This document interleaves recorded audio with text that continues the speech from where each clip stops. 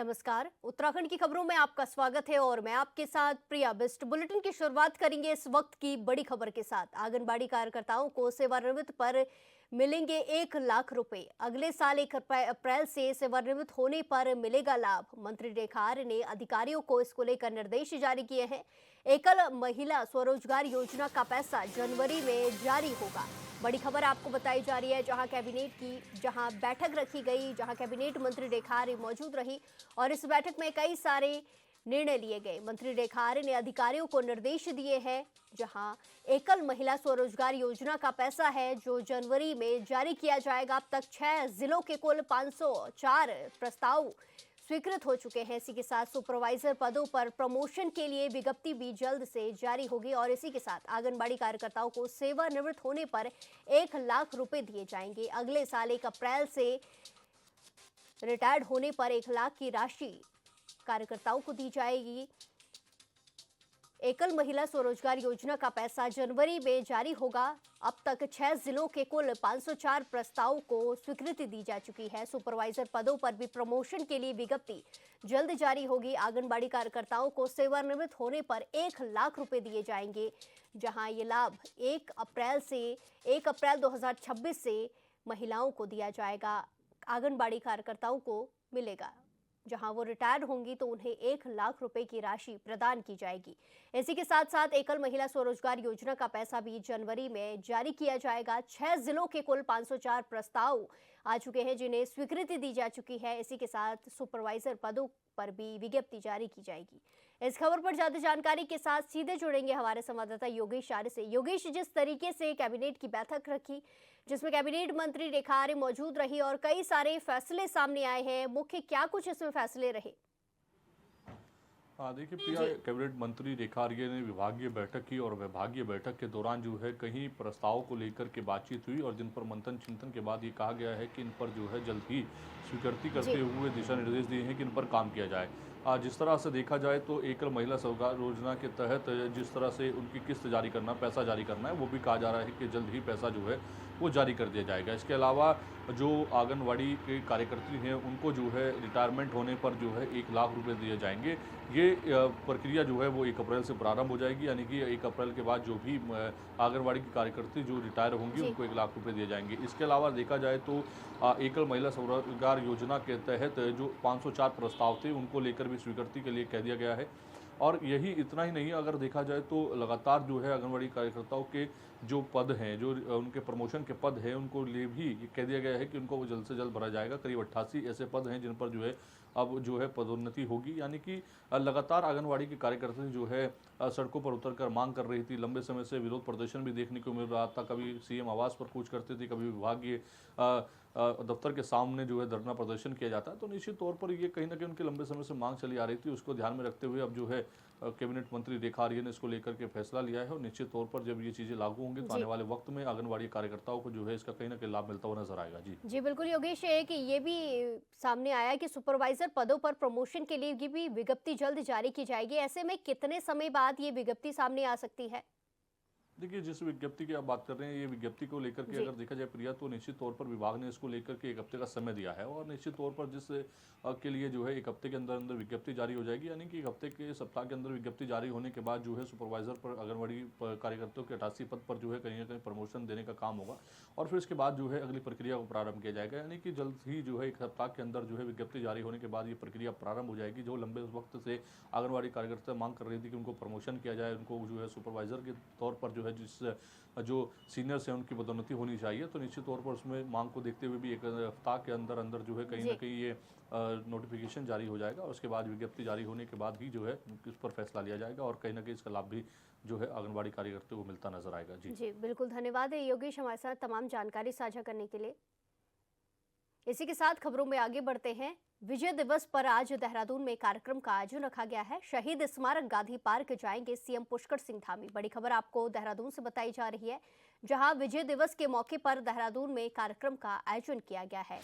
शहीद स्मारक गांधी पार्क में मुख्यमंत्री पुष्कर सिंह धामी जाएंगे। श्रद्धांजलि और सम्मान समारोह में भी वो शामिल होंगे। सचिवालय में शासकीय कार्य के बाद दिल्ली को रवाना होंगे सीएम। बड़ी खबर आपको बताई जा रही है, जहां सीएम पुष्कर सिंह धामी का दिल्ली दौरा होने वाला है, जहां वो सचिवालय में शासकीय कार्य के बाद दिल्ली को रवाना होंगे। उससे पहले वो विजय दिवस के मौके पर कार्यक्रम में शामिल होंगे, जहां श्रद्धांजलि और सम्मान समारोह का आयोजन किया जाएगा, जिसमें शिरकत मुख्यमंत्री पुष्कर सिंह धामी करेंगे। इस खबर पर ज्यादा जानकारी के साथ सीधे जोड़ेंगे संवाददाता योगेश आर्य से। योगेश, जिस तरीके से कार्यक्रम के आयोजन है जिसमें मुख्यमंत्री प्रतिभाग करेंगे, इसके बाद वो दिल्ली के लिए रवाना होंगे, क्या कुछ जानकारी मिल पा रही है? क्या कुछ इसके कारण है कि दिल्ली जाएंगे? क्या कुछ नया देखने को मिल सकता है?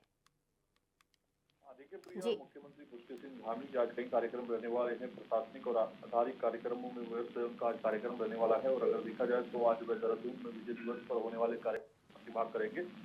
गांधी पार्क के शहीद स्मारक पर सीएम धामी जाएंगे, जहां पर श्रद्धांजलि और सम्मान समारोह का कार्यक्रम आयोजित किया जा रहा है, जिसमें प्रतिभाग करेंगे। उसके बाद दोपहर में सचिवालय में शासकीय कार्य और प्रश्नावली के निस्तारण के लिए वह मौजूद रहेंगे। तो निश्चित तौर पर उसके बाद अगर देखा जाए तो उनका दिल्ली रवाना का कार्यक्रम है, जो करीब 2:30 बजे हेलीकॉप्टर से सीधे तौर पर दिल्ली रवाना होंगे। दिल्ली पहुंचकर वहां पर जो है उनका निवास में अन्य जो शासकीय कार्य है वहां पर जो है उनकी पूरी समीक्षा करेंगे, ऑनलाइन बैठक करेंगे। और उसके साथ साथ जो है जो सचिव हैं, जिलाधिकारी हैं, उनके साथ बैठक करने के साथ साथ अन्य कार्यों को लेकर के समीक्षा और उसके दिशा निर्देश भी दिए जाएंगे।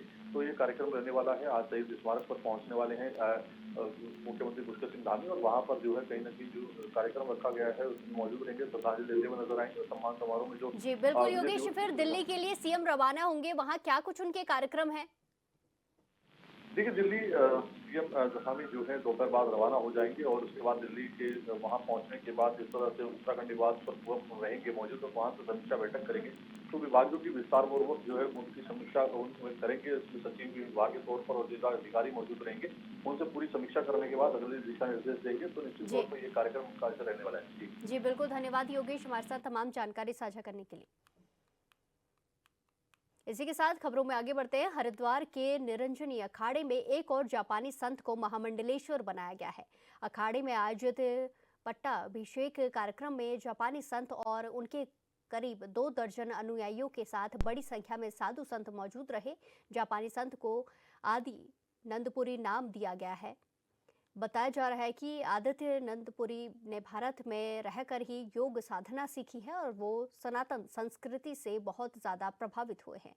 अखाड़े के सचिव महंत रविंद्रपुरी ने बताया कि संत जापान के टोक्यो में आश्रम चलाते हैं और सनातन का प्रचार करते हैं। आपको बता दें कि हाल ही में निरंजन अखाड़े की ओर से जापान के एक और संत ताकायुकी का पट्टाभिषेक कर उन्हें महामंडलेश्वर बनाया गया था।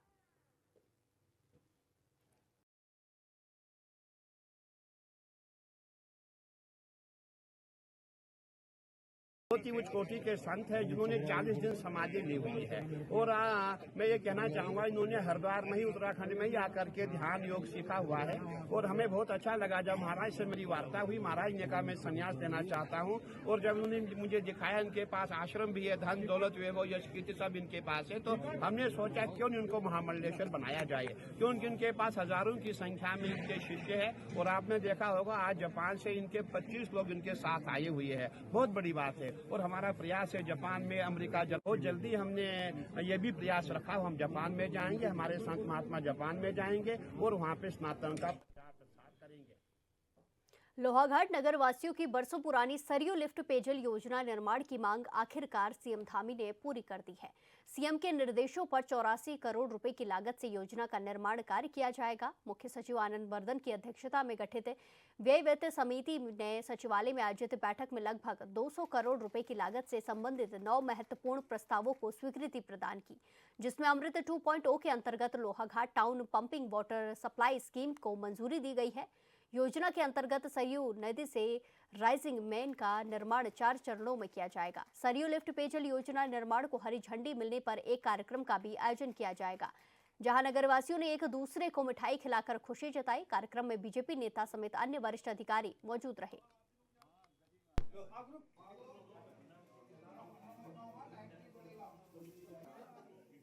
वास्तव में ये राहत नहीं, एक तरीके से जो इस लोहाघाट शहर जो था, जो इतना खूबसूरत शहर बसा हुआ था और इस पानी की किल्लत की वजह से कहीं ना कहीं पलायन की ओर मजबूर हो रहा था। आज मैं सर्वप्रथम बधाई इस क्षेत्र की जनता को देना चाहूँगा, जिनको इस प्रदेश के यशस्वी मुख्यमंत्री जी द्वारा आज ये हमें सौगात दी गई। और बहुत बहुत धन्यवाद मैं इस सूबे के माननीय मुख्यमंत्री आदरणीय पुष्कर सिंह धामी जी को भी देना चाहूँगा कि उनके द्वारा एक हम सब लोगों का एक निवेदन उनसे था, उस निवेदन पर उन्होंने घोषणा की थी और उसकी फाइनल वित्तीय स्वीकृति कल हमें प्राप्त हो चुकी है। और बहुत जल्द मैं आशा करूँगा कि जल्द से जल्द इस कार्य का प्रारंभ होगा और बहुत जल्द शायद हम सब लोगों को सर्वलिप्त पेयजल योजना से पीने का पानी हमें मिलेगा। मैं धन्यवाद आदरणीय मुख्यमंत्री जी को इसलिए भी देना चाहूँगा कि जो आदर्श जिला चंपावत की उनकी योजना है, उस आदर्श जिले को बनाने के लिए हम लोग काफ़ी हद तक अग्रसरित हो रहे हैं। मैं सर्वप्रथम माननीय मुख्यमंत्री जी को बहुत बहुत धन्यवाद करना चाहूँगा।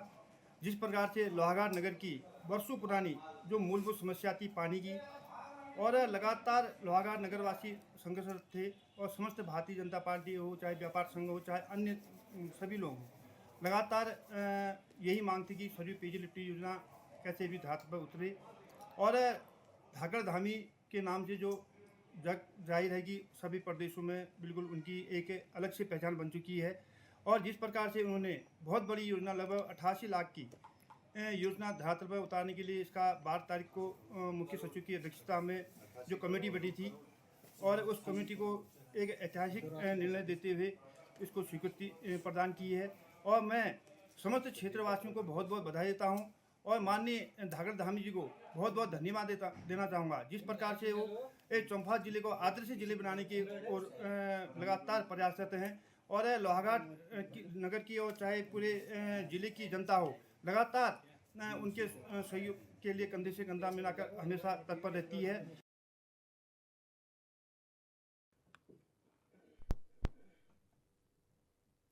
उत्तराखंड की सत्ता में 2017 से बैठी बीजेपी की सरकार 17 दिसंबर से जन जन की सरकार जन जन के द्वारा अभियान की शुरुआत करने वाली है, जिसे लेकर आदेश भी जारी कर दिया गया है।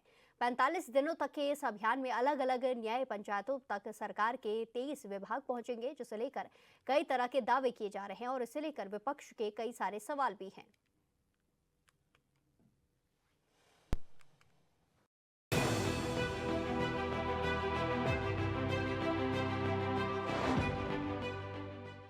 उत्तराखंड के सीएम पुष्कर सिंह धामी के आदेश पर 17 दिसंबर से जन जन की सरकार जन जन के द्वार अभियान की शुरुआत होने जा रही है। सरकार आम लोगों तक सरकारी योजनाओं का सीधा लाभ पहुंचाने के उद्देश्य से इस अभियान की शुरुआत करने वाली है। अभियान का मकसद प्रदेश की हर ग्राम न्याय पंचायत तक पहुँचना है। बिल्कुल देखिए, क्योंकि अधिकारी या कर्मचारी तमाम हमारा जो विभाग होते हैं वो हर स्कीम को लोगों तक पहुंचाए, इसके लिए सरकार ने निर्देशित करने का काम किया है और कैंप के माध्यम से भी और घर घर तक हमारी सारी योजनाओं को लोगों तक पहुंचाने का काम हमारे अधिकारी कर्मचारी करने का काम करेंगे और इसी के लिए निर्देशित दिया है माननीय मुख्यमंत्री जी ने।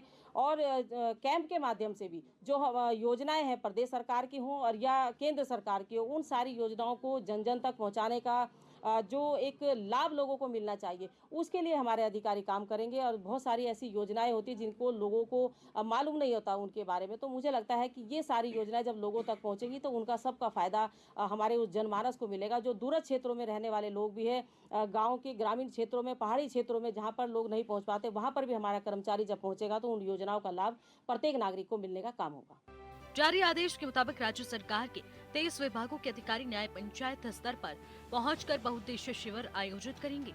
इन शिविर में केंद्र और राज्य सरकार की विभिन्न जन कल्याणकारी योजनाओं की जानकारी देने के साथ ही साथ पात्र लोगों को मौके पर ही योजनाओं का लाभ भी प्रदान किया जाएगा और जन समस्याओं को भी सुना जाएगा। राजस्व विभाग, ग्राम्य विकास, पंचायती राज, कृषि, समाज कल्याण, सैनिक कल्याण, महिला सशक्तिकरण और बाल विकास, खाद्य एवं नागरिक आपूर्ति, गृह, श्रम, चिकित्सा, स्वास्थ्य, आयुष, पशुपालन, डेयरी, मत्स्य, ऊर्जा, सहकारिता, लोक निर्माण विभाग, PMGSY, शिक्षा, पेयजल, सिंचाई, वन विभाग, कौशल विकास एवं सेवा योजन, आपदा प्रबंधन के साथ ही बैंकिंग और वित्तीय संस्थानों से जुड़े विभागों की सक्रिय भागीदारी रहेगी। गाइडलाइंस के अनुसार प्रत्येक तहसील में हर सप्ताह कम से कम 2 से 3 कार्य दिवसों में न्याय पंचायत स्तर पर शिविर लगाए जाएंगे। साथ ही शिविरों के आयोजन से पहले न्याय पंचायत स्तर पर योजनाओं से वंचित पात्र लोगों का सर्वे भी कराया जाएगा, ताकि उन्हें अभियान के दौरान सीधे लाभान्वित किया जा सके। सरकार के इस अभियान पर विपक्ष ने तंज कसा है। बड़ी देर कर दी हुजूर आते आते। तो देखिए, भारतीय जनता पार्टी अब आपको याद आ रही है कि ये जो आपकी सरकार है ये जन जन की सरकार है। अब आपको ये याद आ रहा है कि जो कल्याणकारी योजनाएं हैं उनको जनता तक पहुंचाने का की जो जिम्मेदारी है वो सरकार के कंधों पर है। शायद धामी जी पिछले जो है, अगर मैं 3.5-4 सालों की बात करूं तो अपनी कुर्सी बचाने में ही लगे हुए हैं, और अब कैंप लगा करके जो है सरकार की जन कल्याण जो नीतियां हैं उन जो योजनाएं हैं वो जनता तक पहुंचाएंगे। तो ये जो कार्यक्रम निर्धारित किया है धामी जी ने, ये कार्यक्रम ही अपने आप में बयां कर रही है भारतीय जनता पार्टी की असली सच्चाई। कि सच तो ये है कि आपने अब तक चाहे केंद्र की योजनाएं हो कोई, चाहे प्रदेश की योजनाएं हो कोई, जनता को उसका लाभ नहीं मिला है। जनता आपके राज में सिर्फ और सिर्फ प्रताड़ित है। यही वजह है कि अब आपको याद आ रही है कि कैंप लगाए और कैंप के जरिए जो है लोगों की बातें सुने, क्योंकि अब तक तो आप सिर्फ मन की बात करते आए हैं, जनता की बात तो सुनी नहीं है, चाहे वो धामी जी हो चाहे वो मोदी जी हो। तो अब आपको याद आ रही है कि कैंप लगाएंगे, जनता को कल्याणकारी योजनाएं बताएंगे, अगर कोई है तो, या तो कांग्रेस की योजनाओं को सिर्फ नाम बदल के जनता के सामने प्रस्तुत करने का कार्य करेंगे। बीजेपी सरकार का मानना है कि इस अभियान से न केवल योजनाओं का क्रियान्वयन प्रभावी होगा, बल्कि प्रशासन और आम जनता के बीच संवाद भी मजबूत होगा। मुख्यमंत्री धामी ने अधिकारियों से अभियान को गंभीरता से लागू करते हुए इसका अधिकतम लाभ लोगों तक पहुंचाने के निर्देश दिए हैं। इस अभियान से प्रदेश की जनता को कितना फायदा होगा ये तो आने वाले वक्त में पता चलेगा, लेकिन मौजूदा वक्त में इसको लेकर राजनीति तेज है। Bureau report HNN 24/7। उत्तराखंड में कुल 14,49,000 ग्रामीण परिवार हैं, जिनमें से जल जीवन मिशन के तहत अगस्त 2019 में अब तक 14,14,000 परिवार यानी कि 97.63% तक नल से जल कनेक्शन पहुंचाया जा चुका है, जो अजीब लगता है। अजीब इसलिए क्योंकि जहां वर्षों पहले कागजों में काम को पूरा दिखा दिया गया है, वहां की सच्चाई ये है कि योजना का लाभ ग्रामीणों को मिल नहीं रहा है। उधम सिंह नगर के बाजपुर से आई इस रिपोर्ट को देखिए। पानी तो नहीं पहुंचा है। तो फिर सवाल ये है कि क्या उत्तराखंड में उधम सिंह नगर के बाजपुर में जल जीवन मिशन योजना में सिर्फ और सिर्फ भ्रष्टाचार हुआ है? और अगर ऐसा नहीं है तो फिर यहाँ के लोग ऐसा क्यों कर रहे हैं? जल जीवन मिशन के तहत काम का दावा किया गया, लेकिन सच्चाई है कि 95% से ज्यादा परिवारों के घर तक पानी पहुँचा ही नहीं है। पानी तो नहीं पहुंचा है, लेकिन अभी सुनने में ये भी आ रहा है कि भाई काम जो है फाइनल हो गया है और सारी MB वगैरह भी हो चुकी हैं इन लोगों की। इन्होंने रिकॉर्ड में ये भी बता दिया है कि हर घर हमने पानी पहुंचा दिया है, और काम को फाइनल हुए लगभग 7-8 महीने भी हो चुके हैं, लेकिन अभी तक हमारे घर में या हमारे आसपास मोहल्ले में किसी भी घर में और दूर तक कहीं भी पानी जो है पीने के लिए मुहैया नहीं हो रहा है। तो ये सब फर्जीवाड़ा चल रहा है, कुछ नहीं है। पानी आया ही नहीं अभी तक? नहीं, कोई पानी की बूंद नहीं आई है हमारे घरों में पॉइंट लगा दिए हैं पानी के, लेकिन ना तो सुबह में पानी आ रहा है ना शाम में आ रहा है, किसी भी टाइम पानी नहीं आ रहा है। उसके अलावा रास्तों में पानी की जहाँ लीकेज हो रही है, और आए दिन जो है गड्ढे खोदते रहते हैं, अच्छी खासी रोडें खराब कर रहे हैं। बाजपुर ब्लॉक की ग्राम पंचायत बाजपुर गांव हर घर जल मिशन योजना से लगभग 3 करोड़ 65 लाख की लागत से ओवरहेड टैंक का निर्माण कराया गया। घर घर पानी पहुंचाने के लिए गलियों को खोद दिया गया, जिसे आज तक भरा नहीं गया है, और ऊपर से घरों तक पानी की बूंद तक नहीं पहुंची है।